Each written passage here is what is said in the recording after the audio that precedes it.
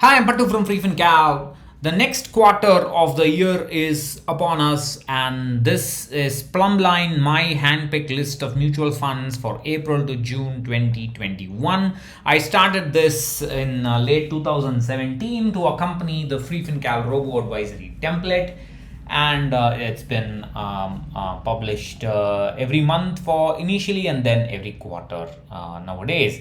Now, I'd asked some feedback in Facebook group Ask on Ideas of Wealth, and I noticed that people want one fund or two fund recommendations from every possible category. That's not the aim of PlumbLine. PlumbLine is to essentially suggest funds in for every possible investment duration and to keep it simple, reduce the number of categories as low as possible.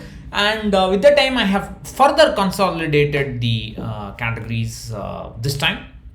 And please note that PlumbLine is always going to be a mix of my opinions plus what I am investing in, plus sometimes it's going to be quantitative picks just based on performance. I'm not trying to satisfy anybody. Your fund may not be there. If you are going to ask me, how about this fund, how about that fund, well, you will have to create your own list of handpicked funds for that kind of thing. I'm not here to I cannot handle that.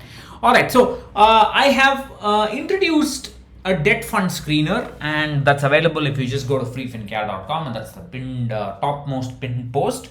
And that is essentially for people who want to screen debt mutual funds, learn more about them, and investigate them, and so on. So if you want picks in the medium duration, PSU bank and banking funds, or corporate bond funds, that dynamic bond funds, that kind of thing, you can go there and always choose funds from. And if you want to pick equity funds purely on performance, then there is always my monthly mutual fund screener. You can go ahead and do it there. There's also a lot of disclaimers and what PlumbLine is and so on. I'm not going to repeat all that. That's there available in the video. I mean in the article, I'm sorry, plus an FAQ.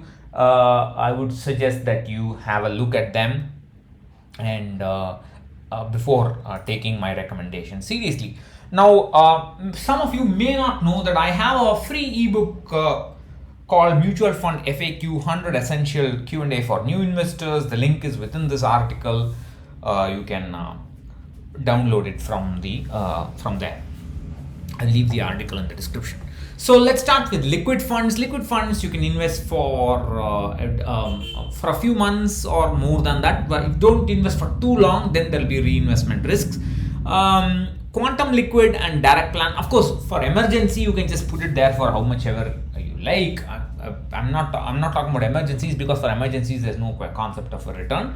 Quantum liquid and Parak liquid, they invest in good quality bonds, and there are many others, but these are okay in my opinion. Maybe there should be other liquid funds with slightly lower expense ratios. That also is fine. You can use that. Equity arbitrage. I invest in quantum liquid. I also invest in Icici equity arbitrage.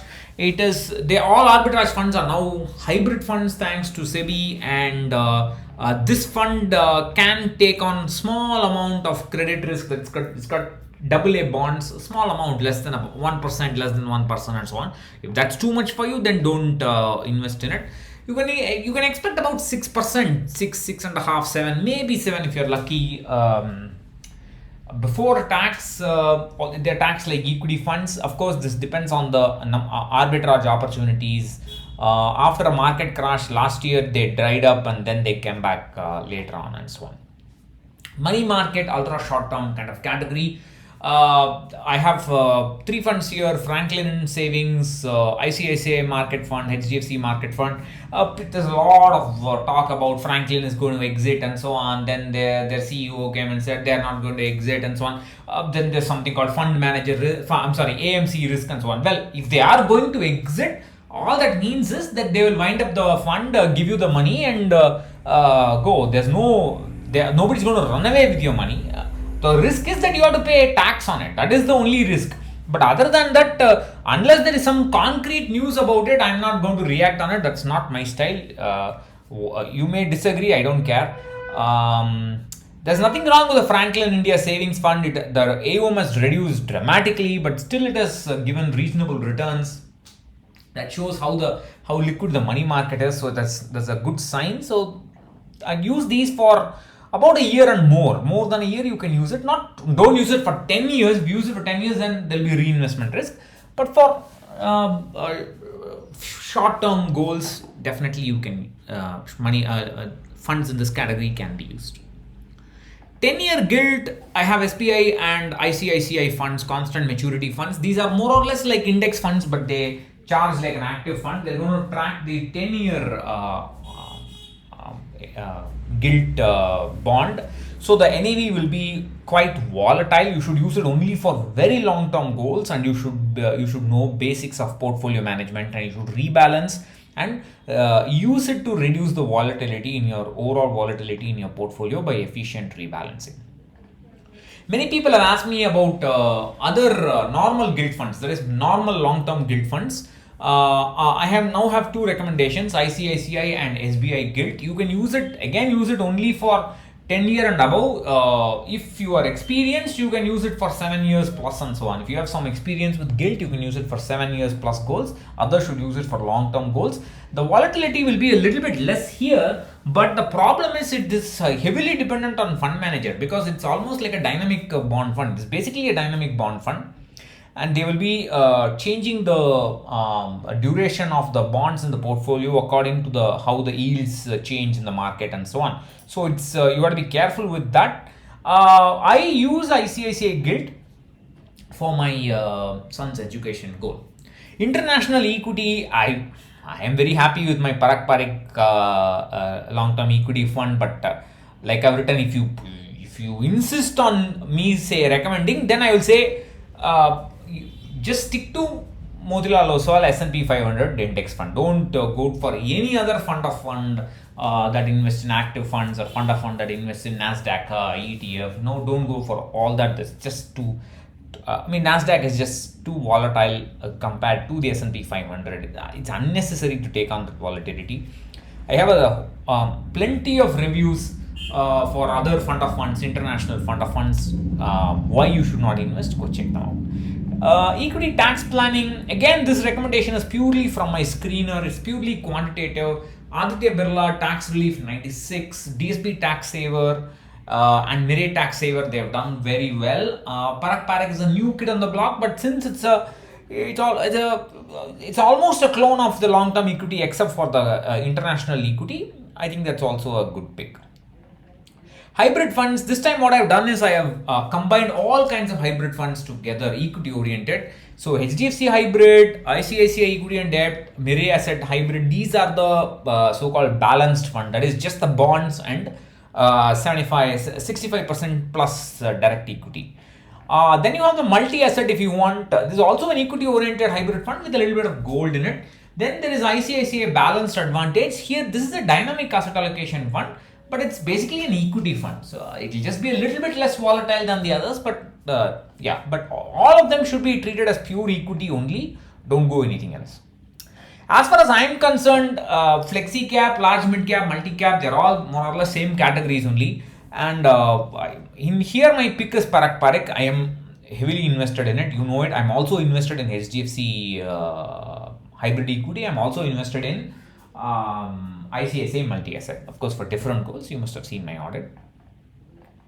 So people have asked me, why not this fund, why not that fund? You go use my screener. There are 10 to 12 large and mid cap and flexi cap funds which have got very good performance. Go screen them and pick them out if you want. I have put only one fund. Also, quantum long-term equity is another fund I am currently invested in. It was part of this category, maybe as a value fund if you want, but I removed it because of this. There was a large period of underperformance. Many people will not have the kind of patience to see it through, but I stuck with it. It has seen a resurgence now. I said when the market imbalance vanishes, ICICI value discovery and quantum long-term equity will do well, and they are doing well. Of course, other funds may also be going through the same. Index funds, I have, it's a no-brainer. UTI, Nifty, HDFC Sensex, HDFC Nifty. you can use them in different ways. You can blend them. You can use 50-50 of Nifty next 50, 20% Nifty next 50, and 80% Nifty, and so on. Different kinds of blends are available. I'm not going to get into it. Mid cap, small cap, I don't have recommendations on this, because my only recommendation in this category is use a Nifty next 50 index fund, because very few mid caps and small caps manage to beat the Nifty next 50. So that's all you need. And quantitatively, the funds that have done well beating the Nifty mid cap 150 index are DSP mid cap, Invesco mid cap, L&T mid cap, Kodak Emerging mid cap. Those are mid caps that have bet the Nifty mid cap 150 index. I'm not saying they bet Nifty next 50. Okay, so these are not recommendations. It's a matter of fact statement. Of course, all these don't make any kind of difference unless you have a proper goal and you know how to manage the portfolio and reduce risk. Once you have the goal and once you have the asset allocation in place and every other aspect of the plan in place, if you're coming to mutual fund recommendations, then you might consider this, not before. Bye bye.